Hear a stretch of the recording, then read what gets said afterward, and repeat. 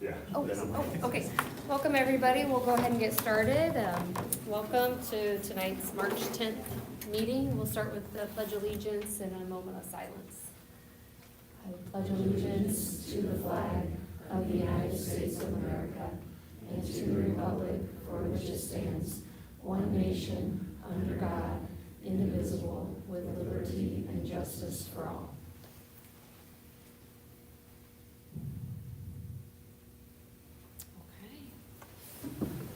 Do we have any amendments or adoptions? No. Okay. Start with board recognition of students and staff. You'll have Mr. Waybright come up. I don't know if you guys are familiar with our girls' basketball team or not. But we've done some good things here lately. So we'll have Mr. Waybright come up and get us started. Thanks for having us. I guess I first want to start just kind of thanking our community for all their support of the ladies this trip and the last 2 years has been phenomenal.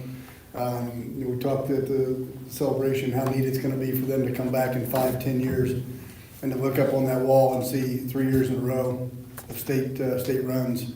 I know it was tough, but before I let Coach Thornton come up, I'd like to recognize Coach Thornton. I've got the unique perspective of having been here for a long time and got to see Coach Thornton come in for the 97-98 school year from Plymouth, working with Big Cat Williams and Dave Fury and Steve Lehman here in the business department, and Debbie Darnell. I'm sure taught him a lot, not Lehman, but the rest of them did. But I got to watch him come into a program. The year before he came in, we hired a brand new teacher who had no real reason to be a head coach. And I think at that point, that's kind of where people saw our girls' basketball program. I mean, you came into a girls' basketball game and they pulled out one set of bleachers. Thornton came in and told Harold, the janitor, we're pulling out both sides.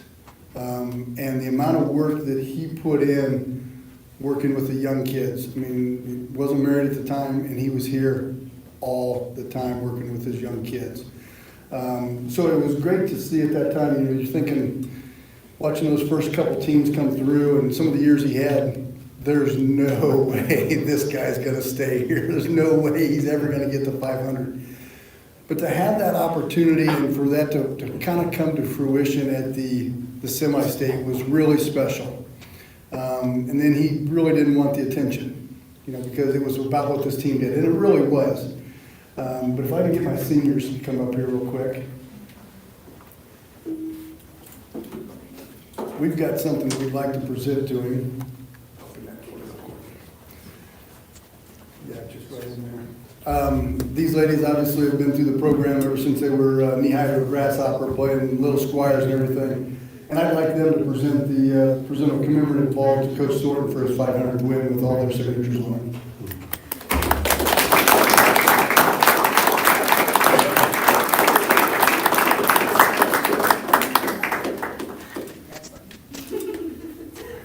You stay over there. Coach, you gotta get a picture of him.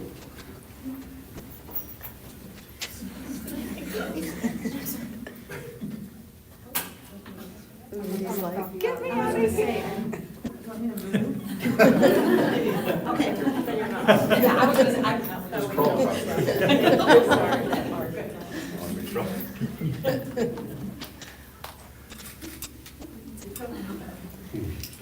All right, just show them.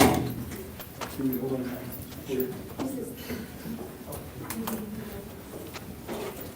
Well, thank you, Kelby and Mike and Anna and our school board, and just everybody that's here. I want to thank most of all our players. I think our seniors probably have half of those 500 wins, probably, so it feels like it at least. But yeah, I often think back, I'll make reference to some of those early years with the girls, and they have no idea what I'm talking about. And so we just kind of move on from that. But it's been, and I've said this a year ago, Norwell's a special place, and it always has been, and it always will be. And I think if you can, visualize it and put in the work. People get behind it, and that's been the most, I think, awesome thing to see. And I just think the process of trying to become great is fun. It's rewarding, it's challenging, it's hard, and it should be fun too. And I think it's all those things. I know Hannah was in the building as a teacher when I got here, and Kelby was a teacher at that time, and I had Tracy as a student, and you know, There too. I'm sure there's some other people in here that, I'm getting old enough now where I'm coaching some of my former players, and that's been fun. It feels like forever ago since I came here in '97, and we just had to outwork people. Our kids haven't really known anything but success growing up, but I remember those early years when it was hard, and you're kind of questioning, why did I leave Plymouth? Is it too late to go back? But no, I've really enjoyed it. This is where I feel like I'm supposed to be, and it's. I can't say enough about our players and our parents and our administration, just all the support. It's been tremendous, and I think you get to the point at a certain point in your career where it's not about you think you're going to get there so fast. We're going to get this thing turned around. We got a 3-year plan here, and we're going to do all this stuff, and it's not a 3-year plan. And if we had never made it to state, it would have been still just as tremendous. When these trophies and everything turn to dust, at some point way down the road, I think the relationships are the most important thing to me, especially the longer I do this. There's got to be something more to it, and I think that was our message early in the season.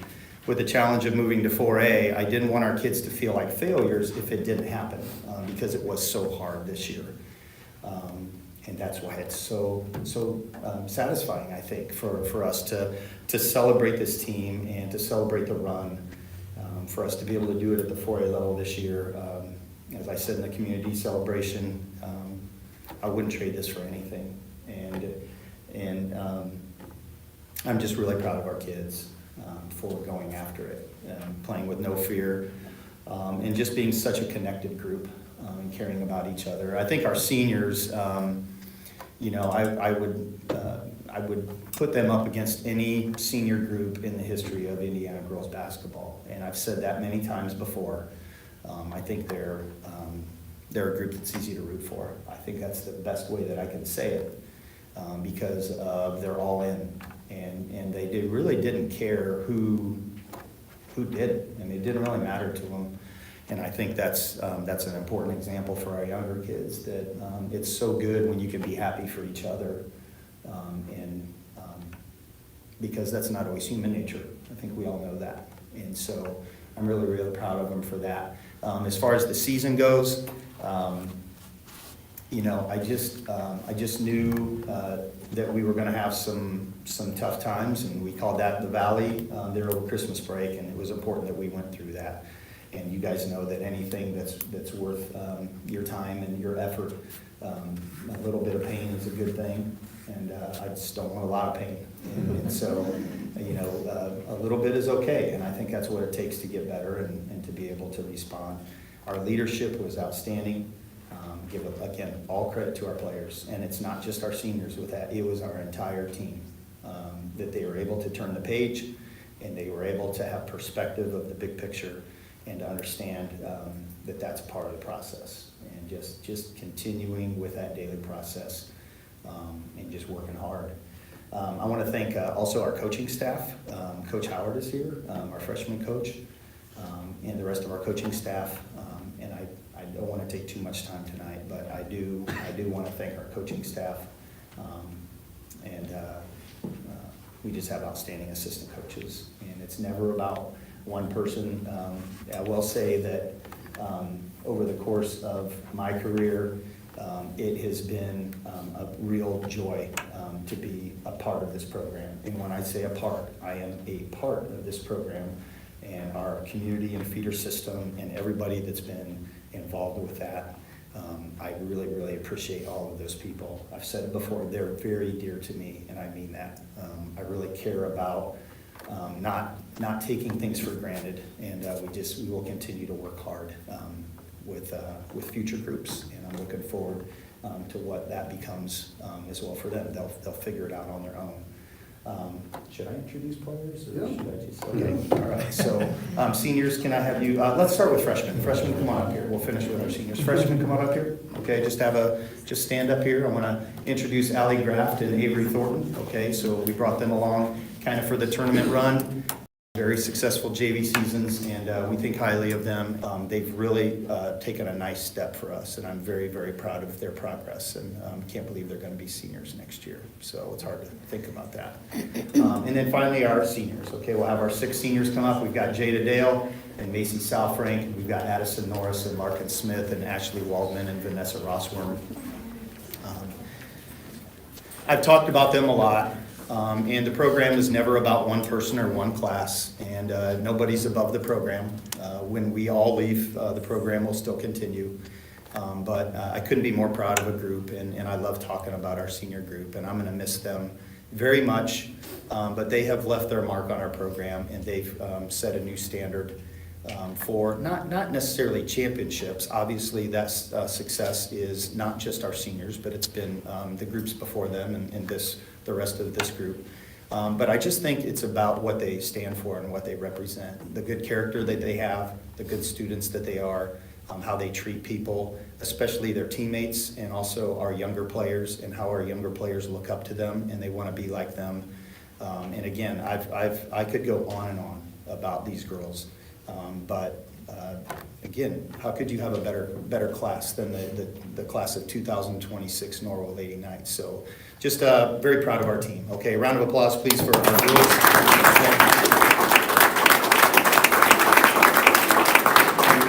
We just thank you for letting us have the time to talk about our team and our season. So Well, picture. we'll do a picture, and we're glad to answer any questions if you have. Okay, let's get a picture, ladies. You got my idea in front. Bella, yes, the child's good place for breakfast.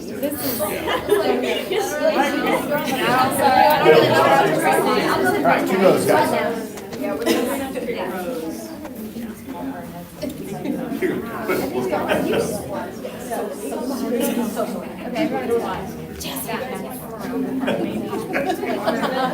She said go around. Go on the sides.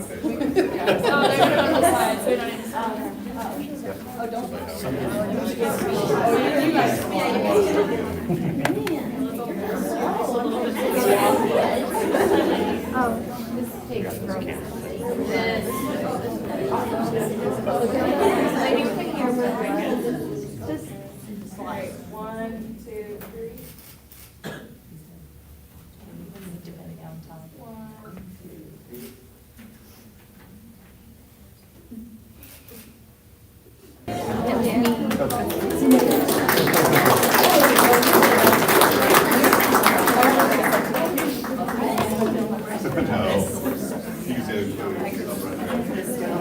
Mr. Wainwright, you can stick around for just a second here.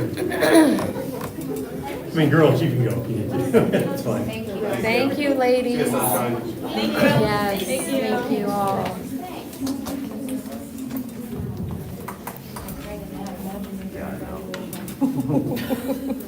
Just the other thing I wanted to recognize here, take to the board, is I shared this email with you. We received from an usher at Gamebridge Fieldhouse that oversaw our students during that time. Can you guys hear me okay?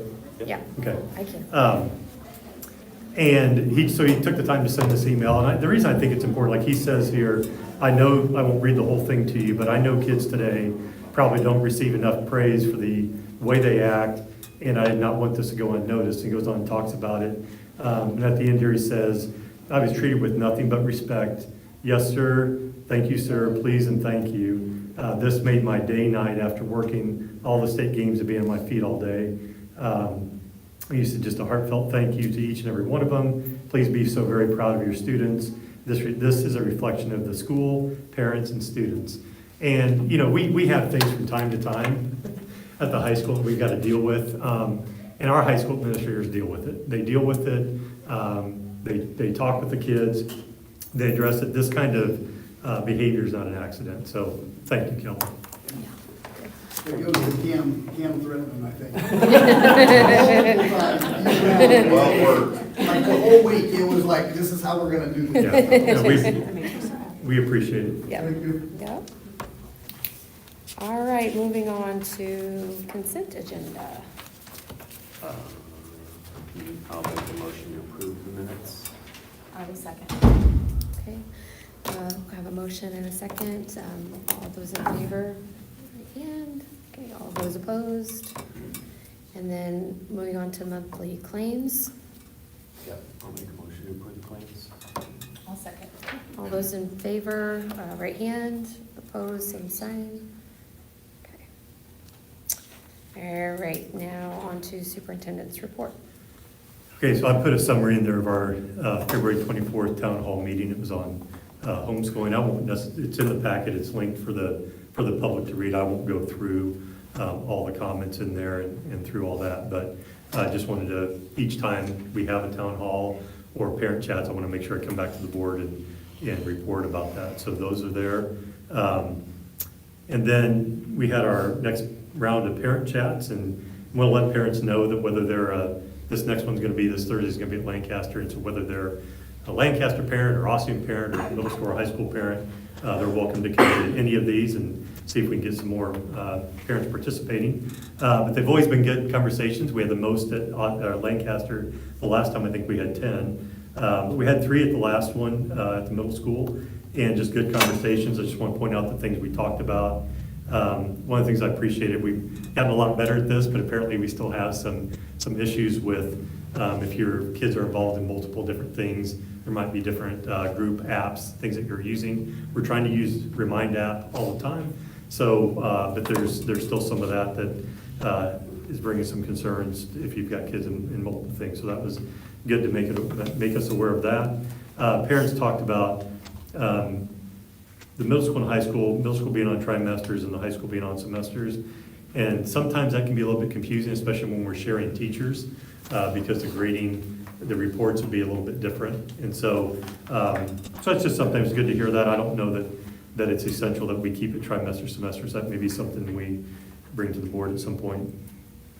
Then we had a really good conversation. I always like talking about school financing and the components of that. That's kind of my world. So when people ask those questions, I like to talk about it. I do think that might be something good to do for a parent group sometime, to just talk about it, because if you've not, especially you guys know, if you weren't involved in it and then you get in it, there's a lot that you don't understand or didn't understand about how it works for schools and how things are funded. So that was good. And then talked about continuing to want to grow the performing arts program and what we need to do that.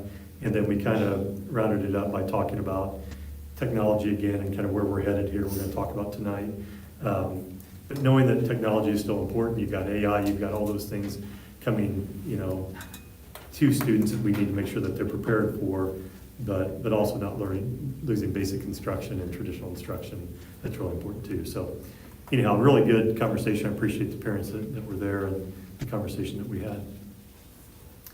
The other thing that I want to share is kind of what has come from our conversation with parents, and that's a decision, also a conversation with staff, is what our plan is for devices and e-learning next year. This isn't something the board needs to approve. It's just programming that we do.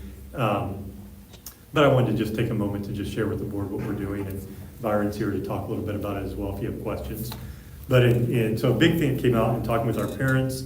I also referred to it really quickly here. It's in your packet. It's also linked. We asked parents just 2 simple questions in a survey about iPads and devices. Do you want one-to-one devices at K2? Do you want it just at second grade, not at K1? And then asked them about e-learning, synchronous learning versus asynchronous learning. And the results here is we had 262 parents that completed the survey.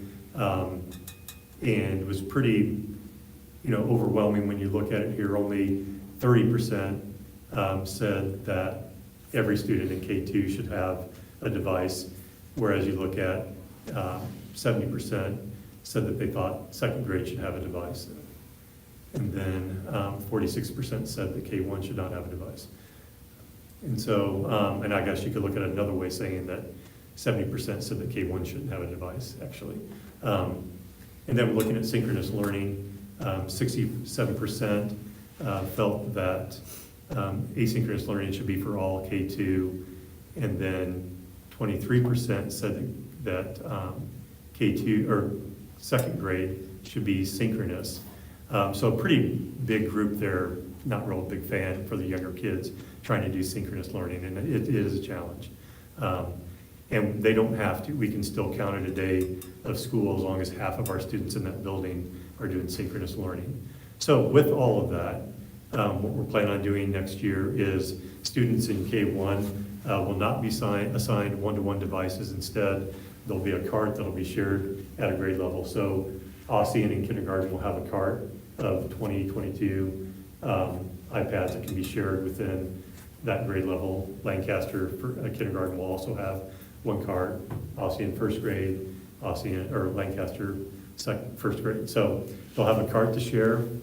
K1 students and teachers will only do asynchronous learning next year, will not do the synchronous learning. And then one-to-one iPads will be assigned to the rest of the grade levels, grades 2 through 5. Second grade is still that one that could be flexible. There's a lot of conversation to have. We talked a little bit in our admin meeting with our elementary principals exactly how would that look, because the communication piece of are we doing synchronous or asynchronous. So, but the fact of the matter is, second grade could ebb and flow a little bit with that. They wouldn't have to do synchronous every time. They have more than 3 asynchronous days that they can use. So we could have a little flexibility with second grade. 3 through 5 will continue to be one-to-one, and e-learning will be the same as it's been in the previous years. So do you have any questions about that? Does it make sense? I have just, maybe you're still discussing it. So kindergarten and first grade will not be doing synchronous Correct. learning at all next year. Correct. So on days where there is. Where there is e-learning. What will those teachers do? So when we have asynchronous learning now, they have packets. Like when we used, like way before when there was e-learning and there wasn't necessarily synchronous learning, there would be packets that were sent home. And so the part that K1 teachers will have to be, keep up with is renewing packets that they send home with kids and say in the event of asynchronous learning, this is what you're gonna work on. And so just keeping those updated depending on what they're studying at that given time. So that's kind of the piece to it. It's, again, not perfect, but it's better than kind of what they've been struggling through. Okay. Good question. Guys have any questions? All right.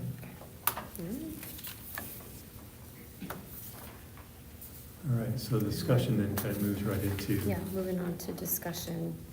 Items 26, 27, student parent device agreement. Yes, so I'm going to lean on Byron on this one. Let me open it up in a second. I guess the only part that I'll kind of kick it off for Byron is this something that we've always done in the past. It's just we got away from it. Obviously, the issues we had with this last round of devices, I'm not sure that this would have been a very appropriate or feasible thing to do. So I'll let you go ahead and talk about it.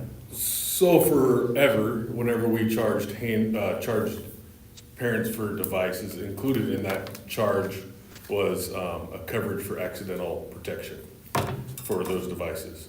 So it used to be $165. Of that $165, a certain amount was going towards ADP. Whenever the state 2 years ago said we couldn't charge for that anymore, we stopped Couldn't charge for the devices. We couldn't charge, yes, we couldn't do textbook fees anymore, Right. and whatever that looked like, right? And there was stipulations on that have changed since then of what you can and can't charge for. But we were still trying to implement, we weren't charging parents for the ADP plan because we couldn't, but we were still working on, the plan was still to charge for damage like we always had with the iPads. Obviously, we ran into an issue with the devices we got and trying to figure out what should be billed and shouldn't be billed. Got to the point we couldn't figure it out, right? So to go back to, really we're going back to what we were doing with the iPads. With a written document that explains it all a little bit better so everybody's under an understanding of what that looks like whenever you may get bills for student devices that are broken. So I can go through all this, you guys can see it all, I don't know if you want me to go through it all. If you have questions, feel free to ask those.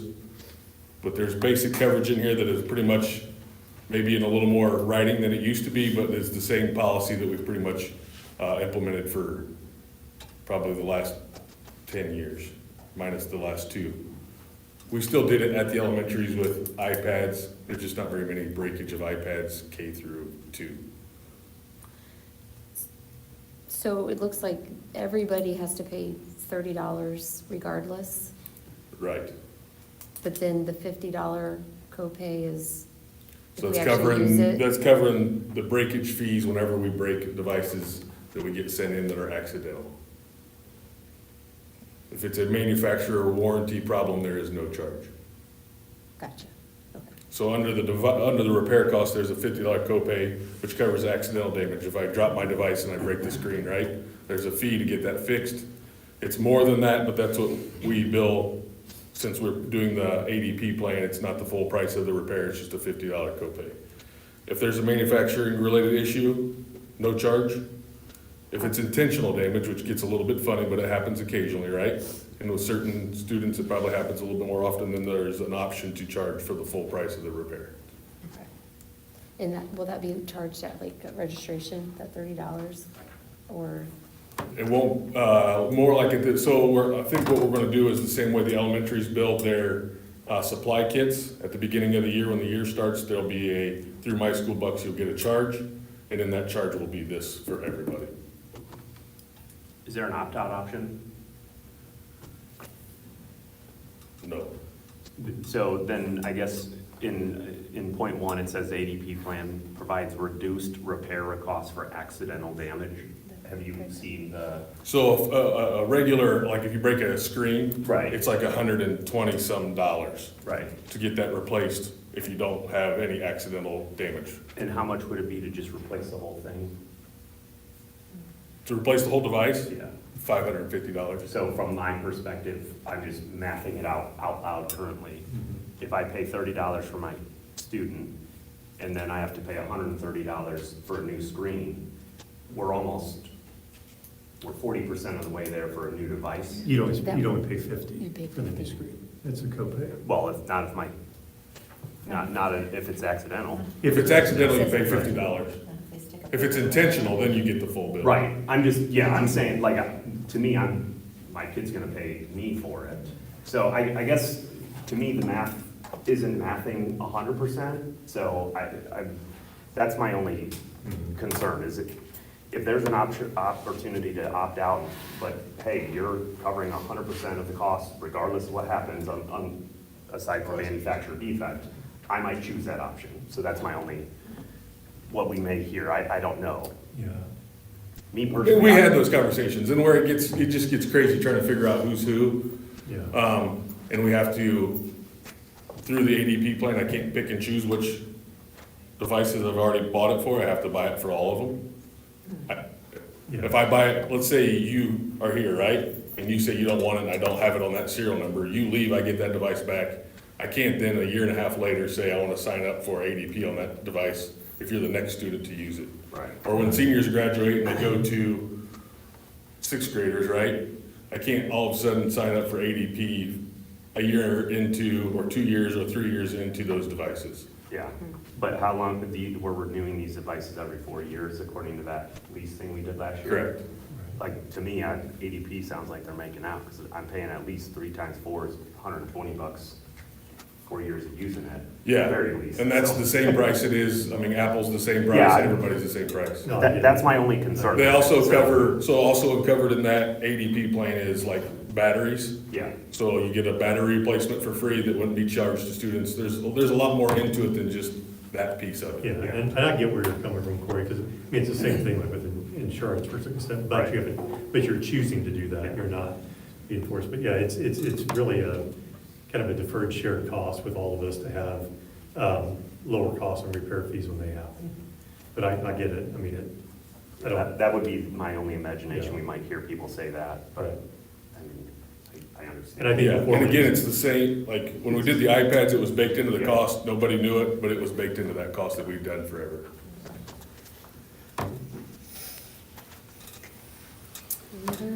questions?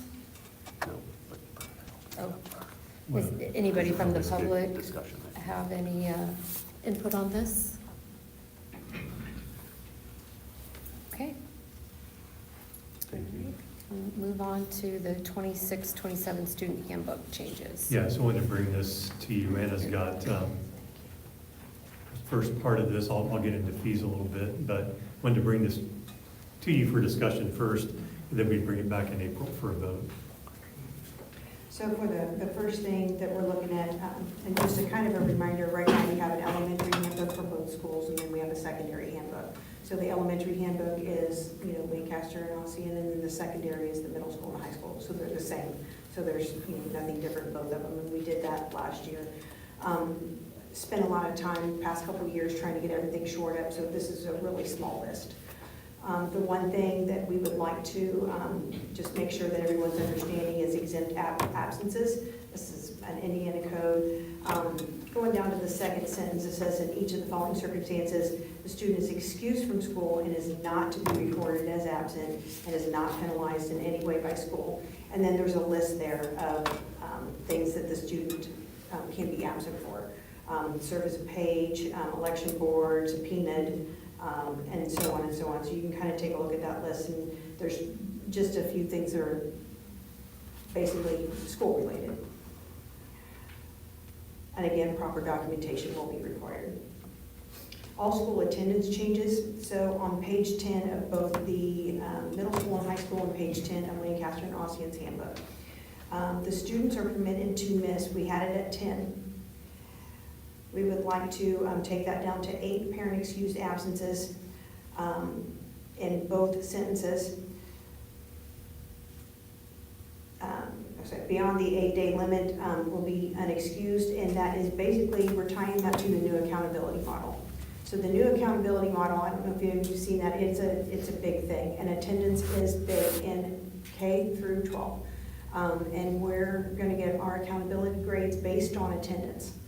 So once, we would kind of like to change the 10-day, because the 10-day is the limit, but if we could change it to 8, then that gives us a couple days to say, hold on, wait a minute, you're at 8. We need to make sure that you're here, because we're graded on the amount of days that the students are here. Not, so it's, and we get graded on that. So if we want to be, and I know we do, because we are an A district, we need to make sure that we really pay close attention to those attendance days. So that's kind of where that one was, coming from, and we talked about it as administrators need to shore up those days. Norwell High School would like the early graduation policy. They would like to delete, we will no longer present students with the option to graduate as juniors. We would like for the kids to be here through at least 7 semesters, so through the middle of their senior year. We have a whole new diploma coming up. Our diploma seals are all different, and it's not just academic honors and then core 40 and so on. It's a lot, and there's a lot of things that are going to be demanded of us, which we need to address. So they have to have so many classes at their freshman level, these classes, and you have to pass them, and then your sophomore level, and so on. And there's a whole lot that we will present once everything's finalized with the IDOE, but that's something that we would not like. We don't want kids out of here as juniors. We need them here as seniors. How many kids a year do we lose or graduate as juniors? About 18. And why are they graduating early? Some graduate early for a myriad of reasons. Sometimes they are attending the alternative school and they are going to drop out. They just want out. We're like, nope. Come here because you can get a credit when you're a little bit one-on-one with a teacher, especially in an alternative school setting, and they can graduate a little bit early, or they've attended a summer school, or they have some credits that they may have earned in the 8th grade or something that can get them going. Right now we have, it's a core 40, you really need 44, but if you think about it right now, we have 14, 14, and 14, that's 42. So you can get really close to those credits by the end of your junior year. It's not going to be that way anymore, but that's where they land right now. We'd also like them here.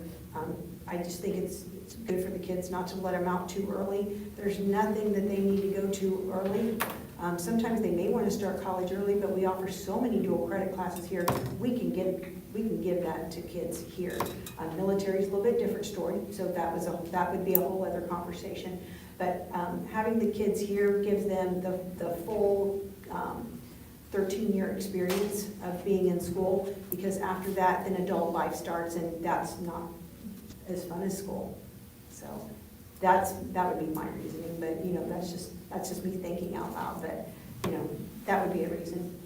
Yeah, And I mean, I the think- diploma, So it will not be, we're just not even going to give them the option. Yeah. right, So how many different high schools don't allow it as an option? most of them.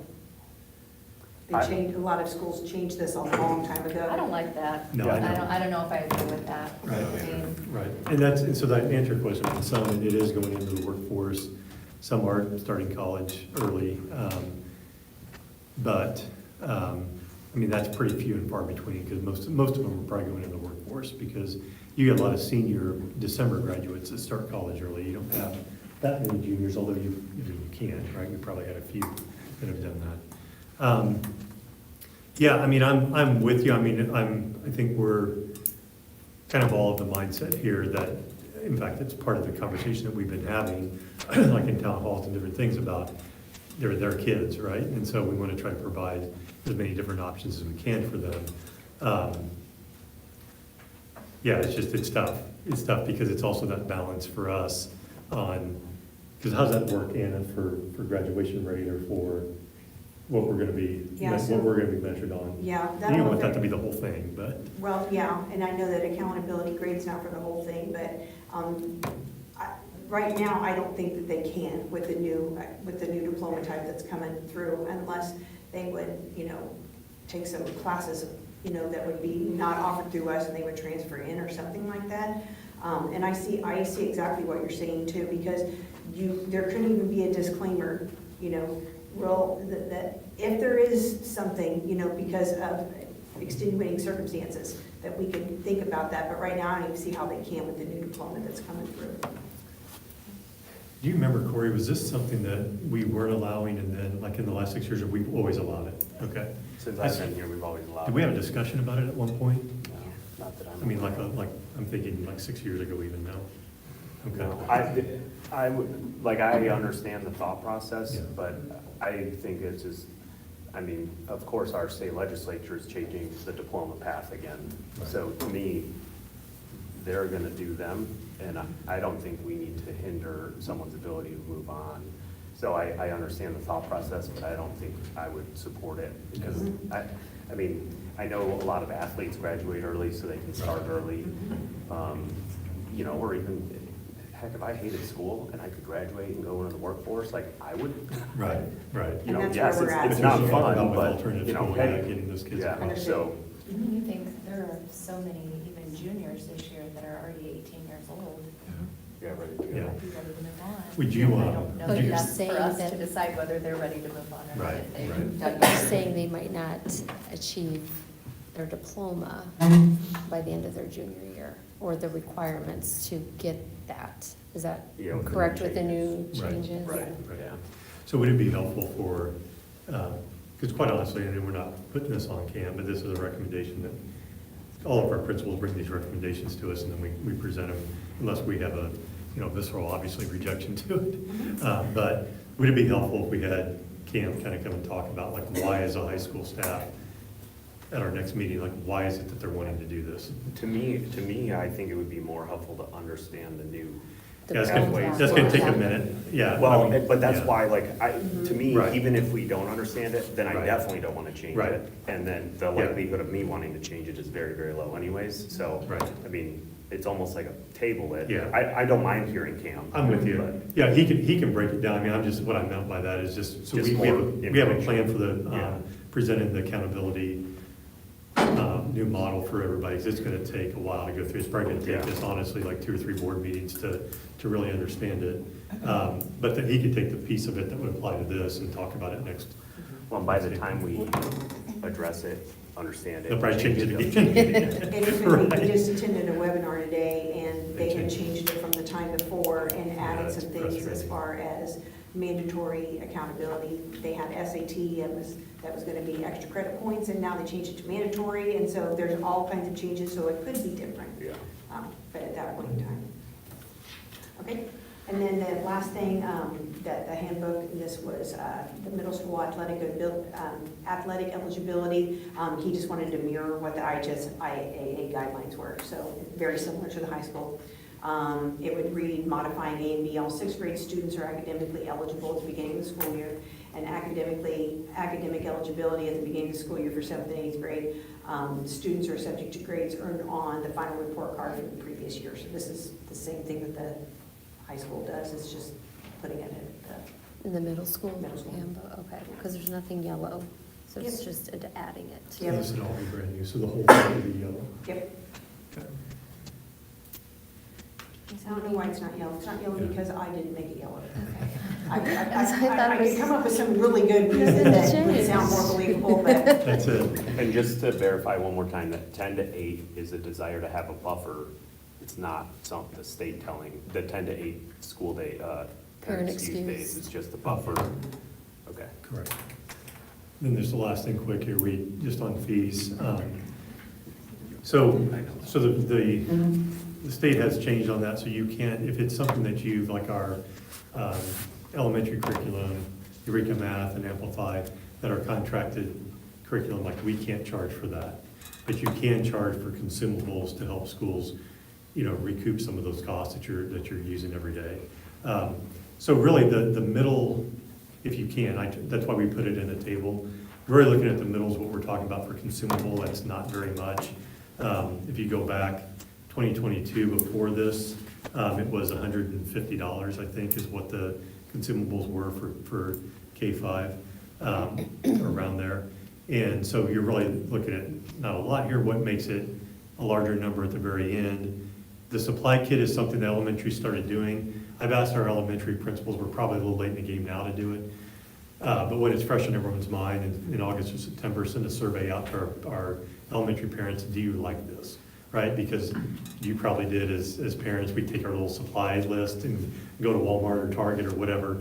Some people really like that, some people don't. They're like, just get us the kit, right? So, but I don't know that we've asked recently, I think we've done it for a couple of years, ask our parents again, which do they prefer? Do they want to just get their list that they get at Walmart and go do it themselves? Do they enjoy that? My wife would have been one that enjoyed that, like doing it. I could have taken her leaving it, left it probably for me. But anyway, so just taking that out, because you're probably spending more if you're going and doing it on your own than the kid. But that's that. The device plan is a separate thing in terms of protection plan. So really what we're talking about for consumables are anywhere from $25 to $35. And so that's, it's more than zero, but it's not very much. I think you're gonna have, we tried to keep it really tight in what we're really looking at and not expand it. You'll have area schools that I'm sure will be pushing 100, if not more, on those, and we wanted to try to keep that down. So, Any questions? Any comments from the public on the 26-27 student handbook changes and student fees? Okay. I guess moving on to action items.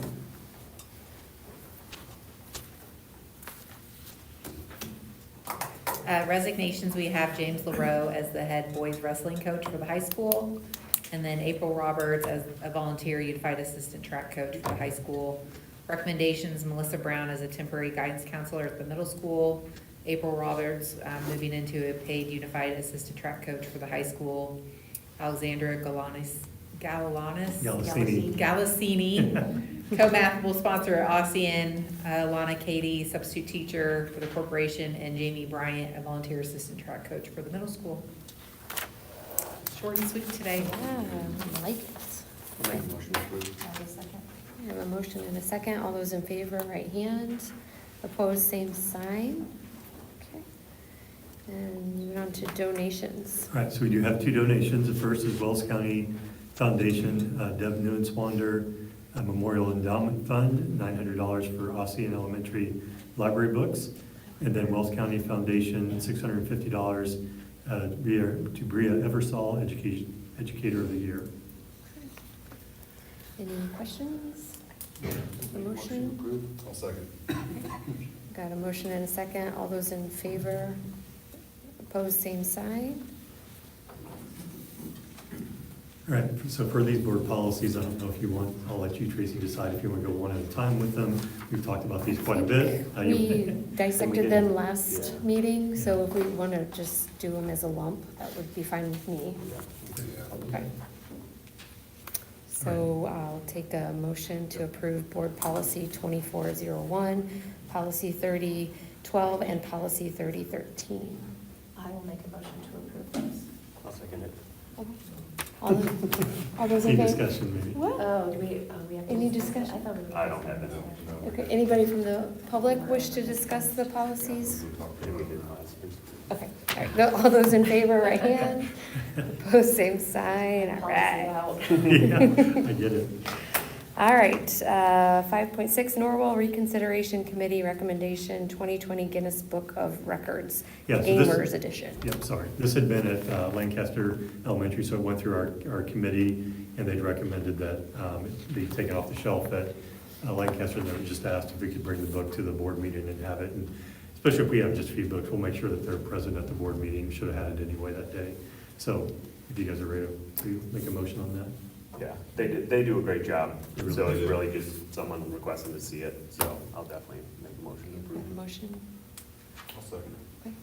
Any question? Okay, anybody from the public wish to discuss? Okay, all right, those in favor, right hand. Opposed, nobody? All right. 5.7, revised preschool handbook, Yeah, just- 26-27. Yeah, just something they had to fix there real quick from the last time you guys approved it, so I'll let Mindy talk about it. Just a couple things that we changed. So looking at our classes, we have made it that we just have the one preschool classroom that will be half-day AM, half-day PM at Lancaster, and then at Ossian we'll have the half-day option and then also the developmental preschool option there. One thing that we are adding is that for Norwell staff, that their children are able to attend 9 o'clock to 3:15, and then we'll have a support person there with them, so that way that they don't have to worry about the childcare and doing all of that. So we wanted to make sure we accommodated them for that. So that was the one change. Another change is that we did add for late pickup, since we have the half-day programs now. The teachers had said that had been some issues with parents picking them up, and so we added under fees that if a child is picked up late from preschool, a $15 late fee may be added to the family's monthly statement. Late pickup fees will be assessed by a case-to-case basis. So if it's an emergency, obviously we're not going to charge them or anything, but if it's something that happens quite a bit. And then also, there's just a friendly reminder, we wanted to put that in there about that will be sent to parents if payment is overdue. So if payments fall behind more than 1 month, then the student may finish out the current month, but he or she will not be allowed to attend the following month until, unless that fee is current. So that way we don't have parents behind on their tuition. And then the next page, we talked about family experiences. This is just something that has been ongoing, but was not in the handbook, and so the teachers wanted to make sure that was in there. It's just explaining what their family experiences, which are different than the typical field trips because of the preschool. And then the only other thing that we did change was OES procedures for drop-off and pickup. Because of the time change of 9:15, this allows a different drop-off, which is actually safer for the students. They don't have to wait for, do the bus and that type of thing. They can go to the separate door and go right into the building. So that was that verbiage there. So that's the only thing that we changed. And hopefully this is the last time that you hear me say preschool handbook. This wasn't a change, so it's probably more for you, and I almost don't want to bring it up, but the vaccines are in here, and it's a hot button issue. We don't have a say on what vaccines are accepted for our school because it comes down from the state of Indiana. Correct. Correct. I've I've had conversations with people who think we get to say what's done and not. We Yeah. don't have anything to do with it. No, and in the law, there is, I mean, you do have religious exception that you can do as a parent if you don't want to Right. participate in that, but you have to go through that process. And that verbiage is on here, it does say Yeah. for religious, yeah. I just had Exception. some conversations recently. Okay. No, I that's don't want that decision, but, I get it, yeah. so. Do we have to do? Yes, the motion? approve. I'll make the motion to approve. I'll second it. Okay, anybody from the public have any comments about this action item? Okay, all those in favor, right hand, opposed, same sign. Okay. And moving on to grant endorsement. Go ahead. Okay, and that's also me. So Kim approached me a while ago and wanted me to help him Kim, with a my- grant for our main office door at the high school is not ADA compliant, meaning that there's not a button for that. And so this grant is just to get that. So myself and Cam and then Adam work together to. And it requires your approval and signature. Yeah, I know. I don't know why. It's part of the grant. That's why if you look on the first page, it says, I created that page. It says Board of Trustees Grant and Endorsement Form. So I know typically, like, you guys don't have to do this, but for some reason, this organization required us to do that. So I created the form so you guys could sign it if you guys agree that I'm writing a grant, so. The high school's the only building that needs this. I'm trying to think. That's an excellent question. I don't know. I guess trying to think of the other buildings. Do you know, Mike? Yeah, don't know. I believe that is the only one in terms Okay. of, yeah, Yeah, ADA yeah. access. Yeah. Because so Lancaster would have already had it when it was built. Ossian, when we renovated it, they got it. And then, yeah, this one for whatever reason didn't, and then the middle school with being new has it, so. Yeah, okay. I appreciate you doing the grant, Mhm. obviously.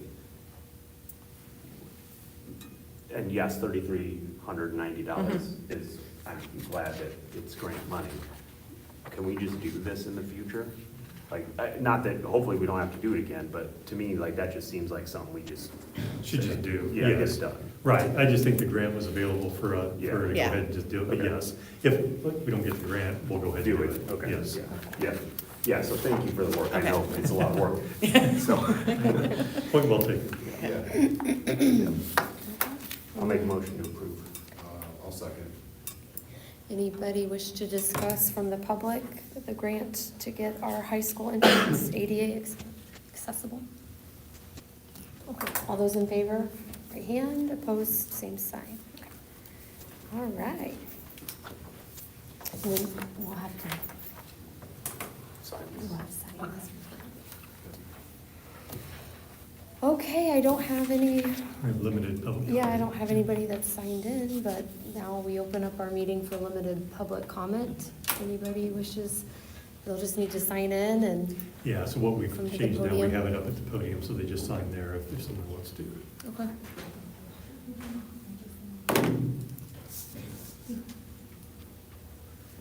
All right, well, Was there a sign-in? There's not, you just sign up on there. Jenny was saying she needs to put something on the table that's saying you don't need to sign up here, you'll just sign, because anyone can get up and talk, they just need to Sign in, right? sign up at the podium, so you can, yes. I don't really necessarily, I guess, have anything like to go up there. We're going to need to sign in. Just it's up there on the podium.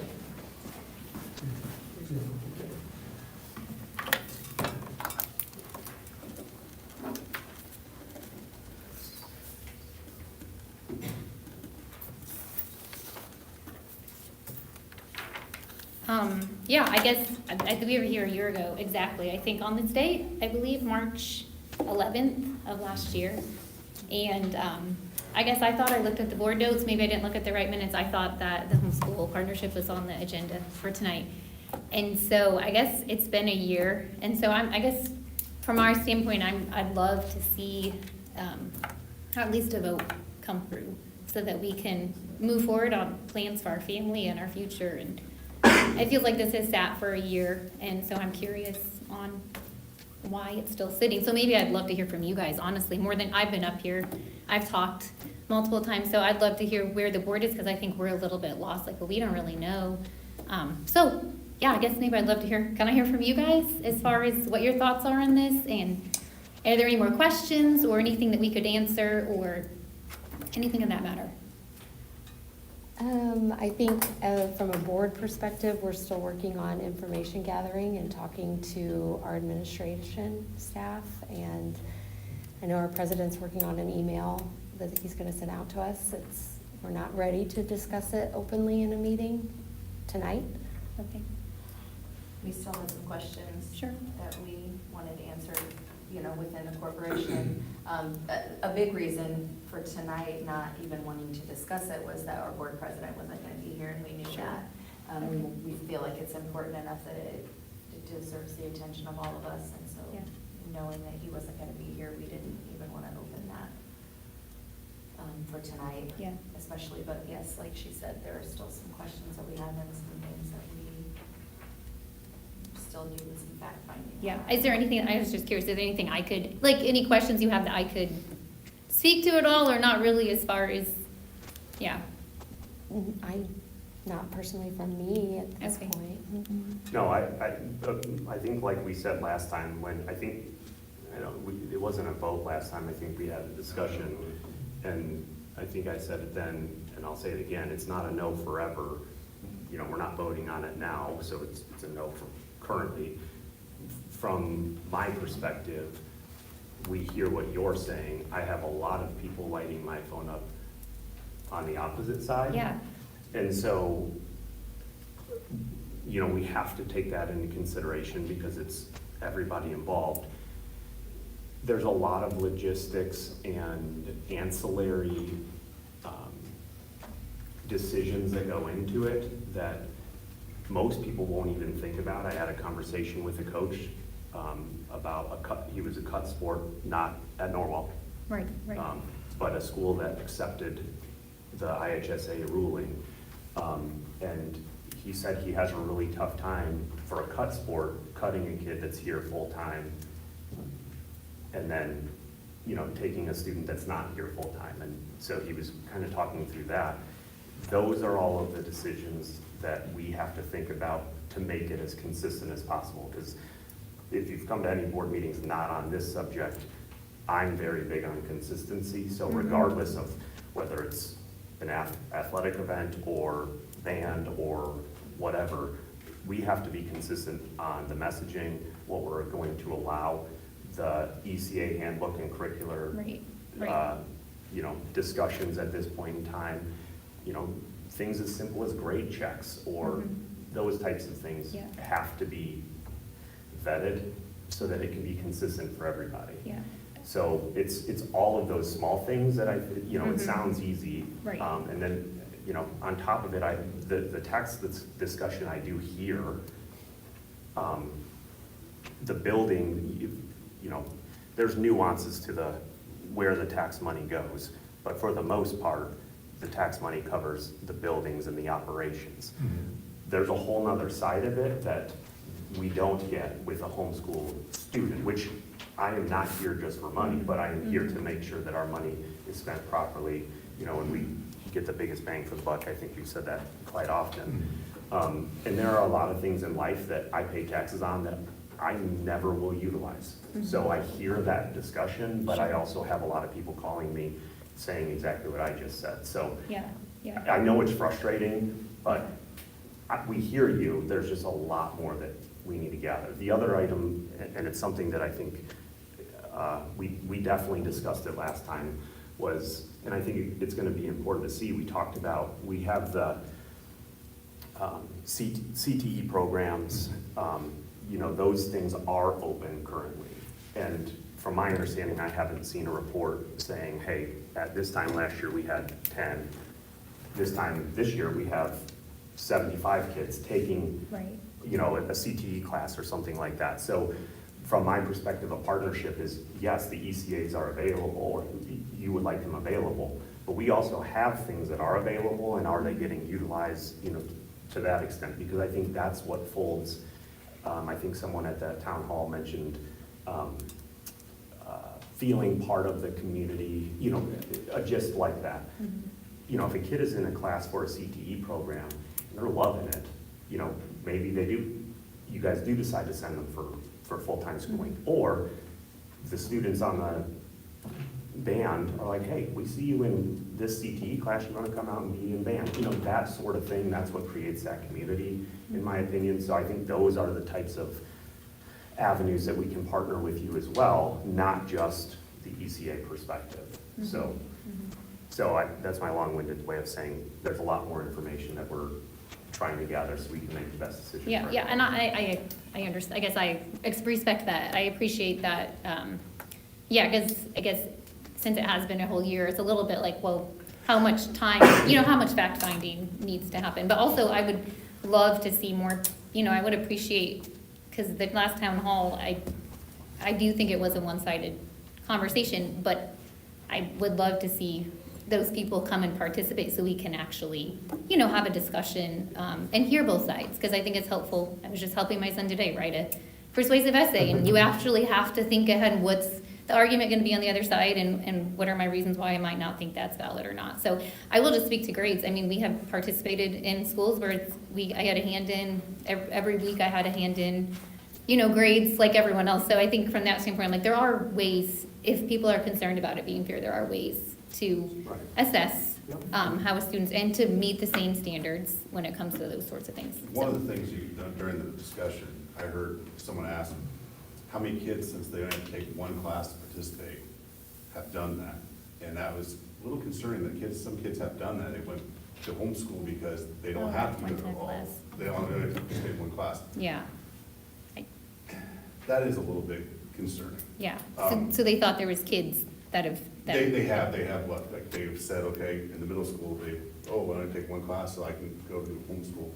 You know, we do want your kids in school, you know, that's just the honest answer, but yeah, I think we have a little bit of a difference. I think we've all have a little difference of agreement on some of this, but Sure. that was a little bit, I will say that was a little concerning because, you know, and how much are the homeschools right now utilizing the education part of the school, you Yeah. know, currently. Yeah. So, not just the ECAs, but, you know, actually taking classes and utilizing the resources we do have, so. Okay. There's a little bit of that. I think where we left it last spring, where I felt, you know, because I openly said I really would like to try to bridge this gap between the school and the homeschool community, and I mean that, you know, we had talked about some sort of liaison between the school and the homeschool groups. You know, wanting to make sure that the correct information was being given when people are calling with questions about how different things work, or, you know, if there's availability in this class or that class.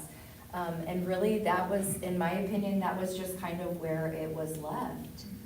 And then we just And I can just answer that real quick. never So, discussed it again. yeah, just on that one real quick, it ended up being like we really didn't have one liaison, we had like 4 sets of like 3, because it was making sure for us and all of our building office staff were on the same page and understood it, because that's where a parent's gonna go to. They're gonna go to they shouldn't have to contact Anna, for example, at central office to talk about it. They should be able to go to their home school and ask them.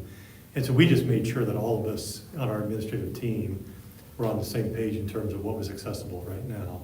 And then, I mean, honestly, I guess I'm not as a promoter one way or the other, but just through conversation, if nothing else, I guess I've kind of been the liaison through our conversations we've been having. But, and that's really why this, in terms of timing, came up again, and we had a parent chat, so we started doing that. Well, the first parent chat we had, Gretchen and Jeff came, and I remember we had a couple other parents there too, and that was kind of the conversation. And so then that led to another conversation, and then we thought, well, how much interest is there out there?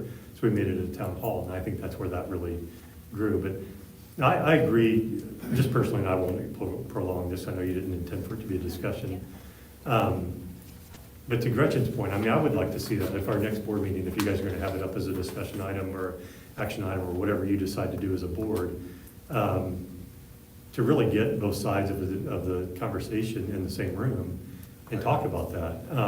Because quite honestly, a lot of the things you guys have, that's what the guidelines were intended to do. A lot of the concerns of the little details, you know, our job as administrators is to think of those things and kind of deal with them, and I think we have.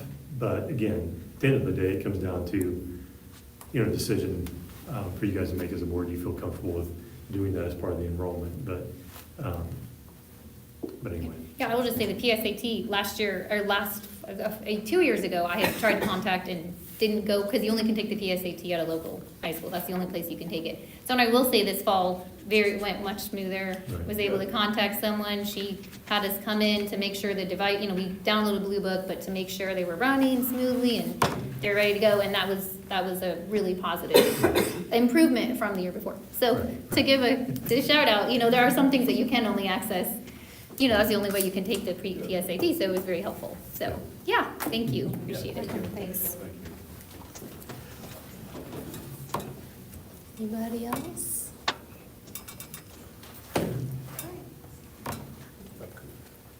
Oh, sorry. Upcoming calendar events. Yes, so just a reminder again, this Thursday, Lancaster Coffee, and then we have our late start, 2-hour delay on the 18th.